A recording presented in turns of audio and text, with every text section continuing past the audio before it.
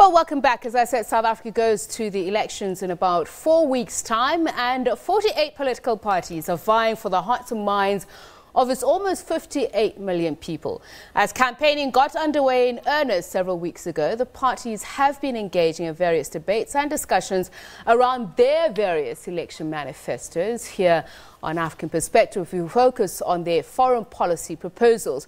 We speak to two of the parties, Ms. Tebogo Mokwele from the Economic Freedom Fighters, to my immediate left, Mr. Jacques Julius from the official opposition Democratic Alliance, furthest to my left. Thank you to you both for joining us. Thank you.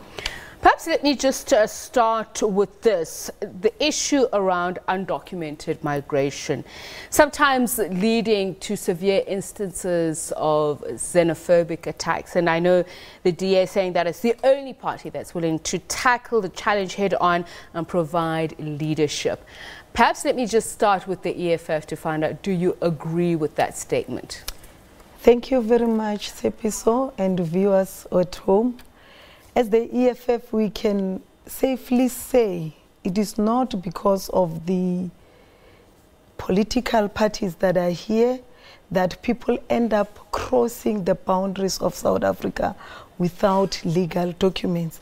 It is the failure of the ruling party where there are no systems that allows us free movement and proper documentations for people from outside South Africa and Africa at large. So we need a system where African countries will be working as unity and will be working as one to allow the free movement and the free trades amongst all the countries. Okay. So you're largely in agreement with the Democratic Alliance, which blames the failure of law and order, the porous borders, the Home Affairs Department in eliminating corruption, but they are saying that they're the only party that can resolve the problem. And that's the question I was asking the EFF. But let's ask Mr. Julius here. Why do you argue that? We started our campaign sometime in June last year on securing borders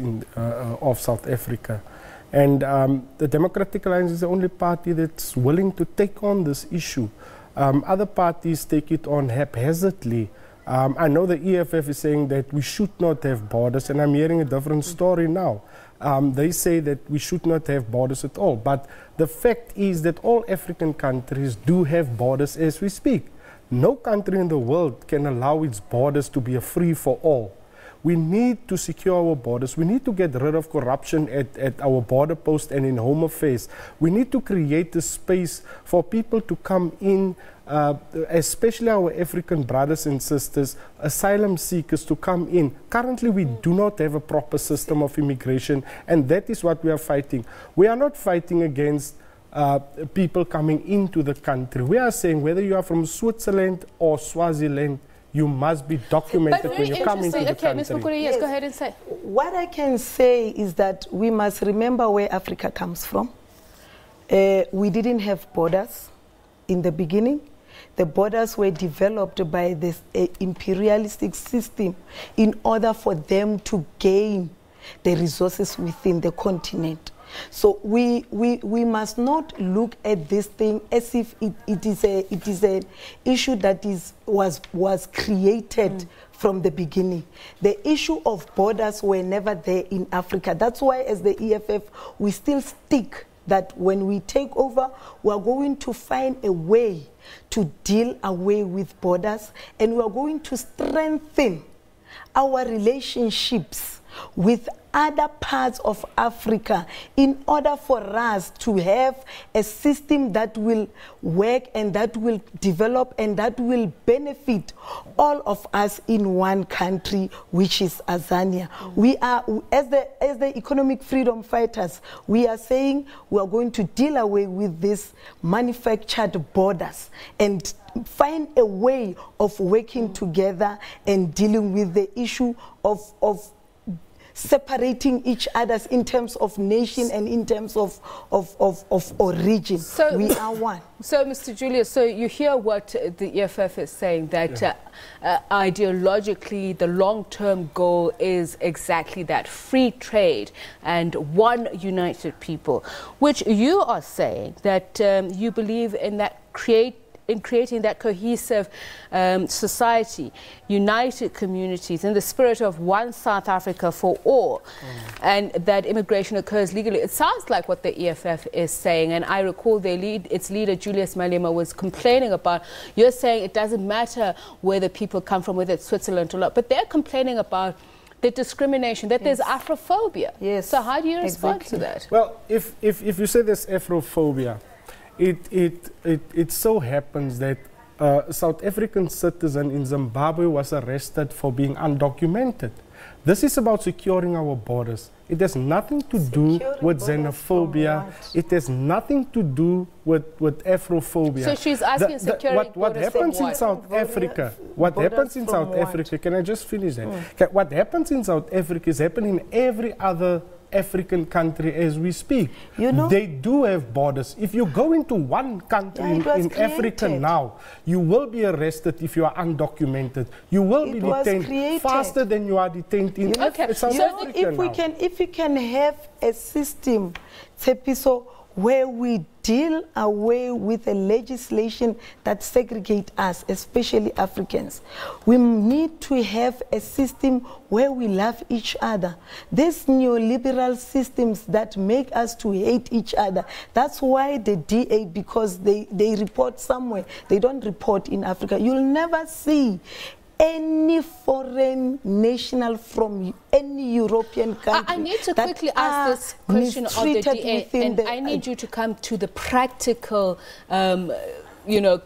securing of our borders, because that's what the DA is saying. Have you achieved that cohesive one nation society in the areas that you govern? Let's talk about the big metropolises such as Gauteng and the Western Cape, DA. Well, the areas that we govern are not isolated from South Africa. But remember the question is, have you achieved this policy proposal that you put forward, that this is in aid of this? They can't. You are in a position to implement those policy proposals in those areas. Yes, certainly. One South Africa for all. That is our strive in governments where we govern. You would know that we recognize the imbalances of the past. We know the past happened in South Africa. You know, there's the devastation of apartheid and so forth. And we are moving towards it. That's why bulk of our budgets where we govern is spent in previously disadvantaged areas. Never. We are a pro-poor party when it comes to our budget, and you can look at our budget, it's not true. Study our budget and tell us where do we not spend on these areas. We do spend on these areas, and it's evident for all to see if you can look at our budget. She's one of the South African citizens. Where they govern in Cape Town, he knows, like Louis, we stay in Cape Town, both of us. Yeah. He knows just next to the city, there is a total South Africa where they govern. And their leader once called Xhosas and Pedis and other South African race that are in Cape Town, that they are foreigners. You can see that they don't have a love for Africans. They don't have love for Africans. That is why when they think about Western countries. You will never see a situation where... Let's take this discussion. Just to respond to that, I'm an African myself. How can I not have love for myself? You don't. In the Democratic Alliance, we are the only party that has all races in it. When you look at the president of the EFF, can you give me a chance to? No. If you look at the president of the EFF, he is always denouncing and fighting white people in our country. Always fighting Indian people in our country. He's always fighting colored people in our country. I want you to take your differences to this particular issue. Zimbabwe. We have seen a max exodus of Zimbabweans into South Africa, and it cannot be denied that a lot of that is greatly mired in the political economy. The EFF, at some point, you lauded former President Robert Mugabe and then called for his removal. What was the reason for that about? We acknowledge the leadership of Robert Mugabe. But we are saying as the EFF, we cannot allow a leader to overstay in a position. We are not in dispute of what Robert Mugabe wanted to do. So you're not disputing the land policies that have caused... For the economy of Zimbabwe, because we knew that in Zimbabwe, the difference between us as South Africans and Zimbabweans is that they own land, they own the means. It's just that the system that is imposed in Zimbabwe that makes Zimbabwe to be where it is today, the sanctions and all those things that are imposed into Zimbabwe. But we are saying as the EFF, even in our manifesto, we are saying we are not going to allow African leaders who overstay in their positions. So we are not... So you're not against the land policies, which the DA, I know, has campaigned on many a times as being problematic, as saying you will see the very issues that have destroyed the Zimbabwean economy spill over into South Africa. So what is your response to that, Mr. Julius? Well, our response to Zimbabwean people is that we need a situation where we can have free trade.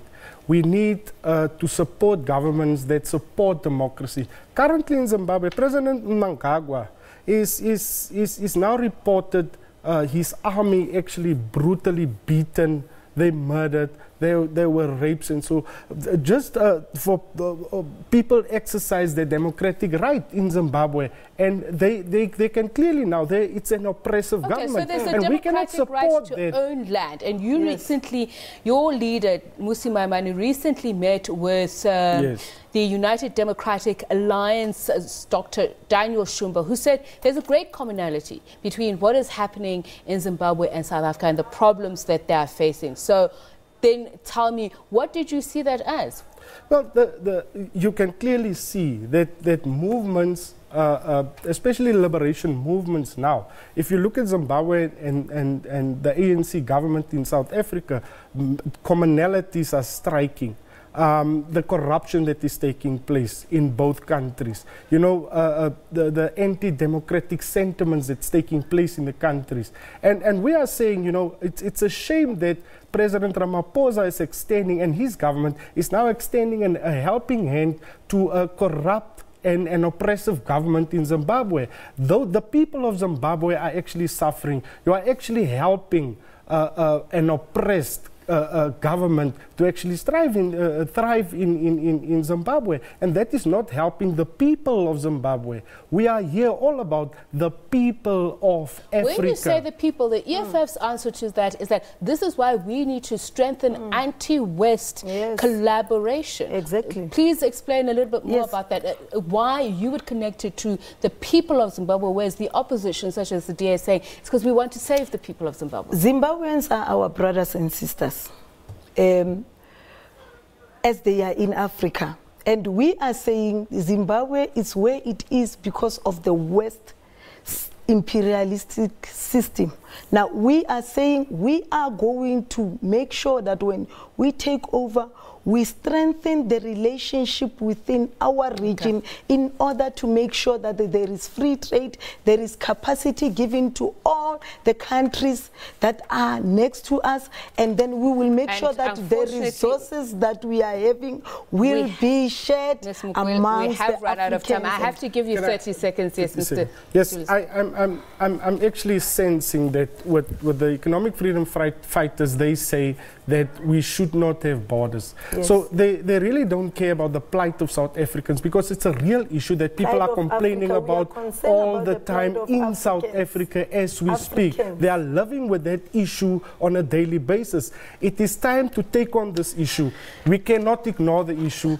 If we ignore it, clearly we're going to have to take up this issue once again, because so many issues that I want to speak to you both about. Ms. Tebogo Mokwele from the Economic Freedom Fighters, as well as Mr. Jacques Julius from the official Opposition Democratic Alliance. Next week we'll be speaking to the ANC and PAC. Thank you so much for joining us. That's the end of this week's episode of African Perspective. Do enjoy the rest of your viewing, including The Globe next. Good night. Thank you. Thank you so much. I'm so sorry.